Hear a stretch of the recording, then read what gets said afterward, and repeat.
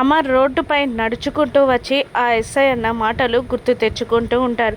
Sir, అసలు హంతకురాలు మీ ఇంట్లోనే ఉంది కదా సార్ అని ఆ ఎస్ఐ అనగానే ఆ ఎస్ఐ వైపు అమర్ చూస్తూ ఉండిపోతాడు. అదే సార్, మీ వైఫ్ స్నేహితురాలు మనోహరి గారు అని ఎస్ఐ అనగానే ఆలోచనలో పడిపోతాడు అమర్. అన్ని నేరాలకి కారణం మనోహరి అని నిజం తెలుసుకుంటాడు అమర్. అలా లోయ చివర్లో నిలబడి అలా ఆలోచిస్తున్న అమర్ రణ్వీర్కి కాల్ చేస్తాడు. చెప్పమర్ అని అంటూ ఉండగా, నీ భార్య అని అంటూ ఉంటాడు అమర్. నా భార్య ఎవరో తెలుసుకున్నావా అమర్ అని రణ్వీర్ అడుగుతుండగా, మనోహరియే కదా నీ భార్య అని అనేస్తాడు అమర్.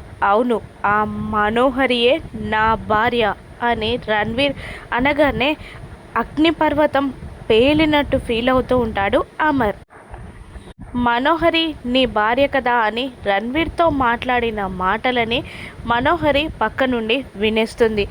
రణ్వీర్ చెప్పిన పచ్చి నిజానికి గుండెలు బద్దలవుతున్నట్టు, అగ్నిపర్వతం పేలినట్టు అలా షాక్లో అలా లోయ చివర్లోనే నిలబడిపోతాడు అమర్.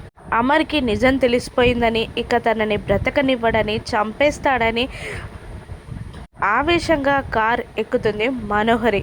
కార్ స్టార్ట్ చేసి స్పీడ్గా వచ్చి గేర్లు మారుస్తూ చివర్లో ఉన్న అమర్ని కార్తో గుద్దేస్తుంది. దాంతో అమర్ లోయలోకి పడిపోతాడు. తలకి పెద్ద గాయమవుతుంది. దొర్లుకుంటూ ఒక చోట ఆగిపోతాడు. రక్తపు మడుగులో పడిపోతాడు అమర్. అమర్ బ్రతుకుతాడా?